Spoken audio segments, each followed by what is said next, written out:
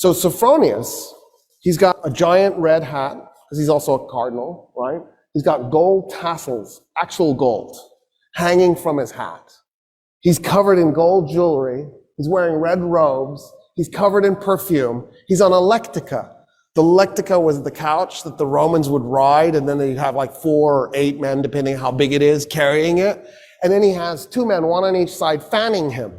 Of course, right? That's what Jesus would want from his bishops. It's exactly right. And he's coming out on this lectica being fanned. And he comes up to the guy on the camel, and he says, where's the Caliph? And the guy on the camel does like this. He nods with his head at the guy leading the camel. So Sophronius turns to the guy leading the camel and goes, where's the Caliph? And the guy leading the camel says, I'm the Caliph.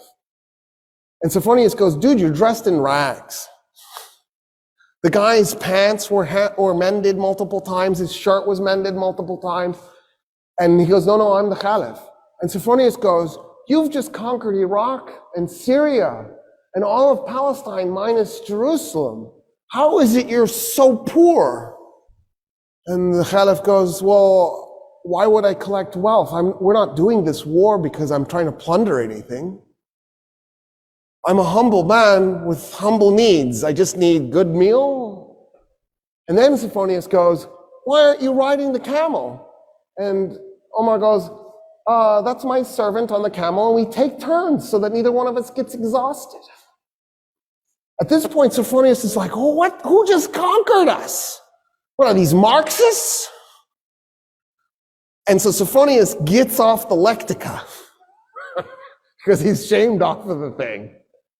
And he says, okay, I want to talk to you about our surrendering the city to you. And the Caliph says, I have an idea. Let's walk to the city, and I'll tell you what I was thinking the terms would be. So we'll start there. And Sophronius goes, yes, of course. And as they're walking, Umar ibn al-Khattab says, why don't we do this? All Roman politicians leave Jerusalem. You just go, if you're a politician. So if you're a top bureaucrat, an officer, and you can take anything you can carry. So you can take gold, as long as you can carry it. And Sophronius goes, okay, that's reasonable. That's actually more than reasonable. I just assumed you'd enslave them and take their gold. I don't see how anybody would be mad about that. And then what else? And the Caliph goes, oh no, I was thinking that's it. We don't do anything else. And Sophronius goes, wait a minute, I am really confused. So when us Romans capture a city, we enslave a segment, we plunder the city, probably a little bit too much raping too. We might even burn some of it, just for grins and giggles. And then we declare it to be ours. What about that? And Umar ibn al-Khattab goes, no, we're not going to do any of that. No plundering, no raping, no enslaving. We don't do that stuff.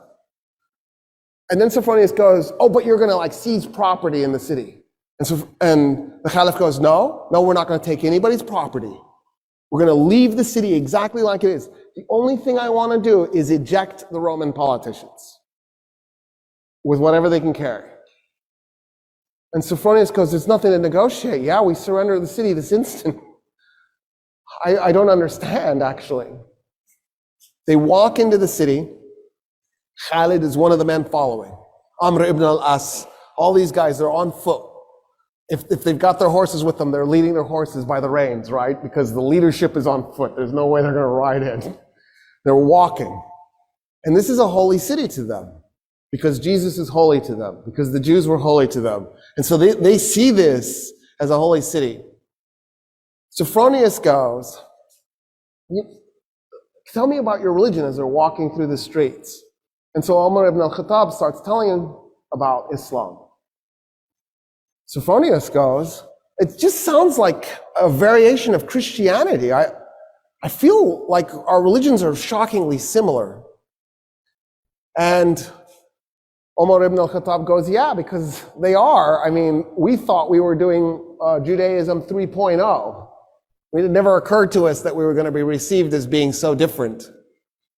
And he goes, okay. He says, you've given us such amazing surrender terms, and because I feel such kinship with your religion, will you do me an honor? Will you come to my church and pray in your Muslim way next to me as I pray in my Christian way? And Umar ibn al-Khattab goes, never. And Sophronius goes, why?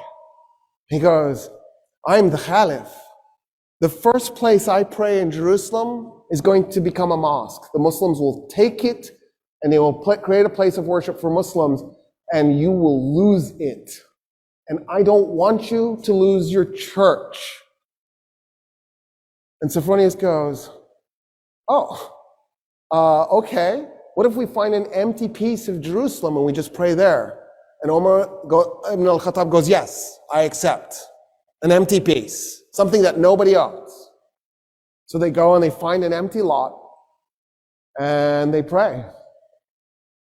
The Archbishop in his Christian way, the Caliph in his Muslim way, side by side. It is a mosque today, that spot, commemorating the first place that the first Muslim Caliph prayed in Jerusalem. He nailed it. He knew what was coming. And he saved the Church of the Holy Sepulchre for Christians, because that's the church Sophronius wanted him to pray in.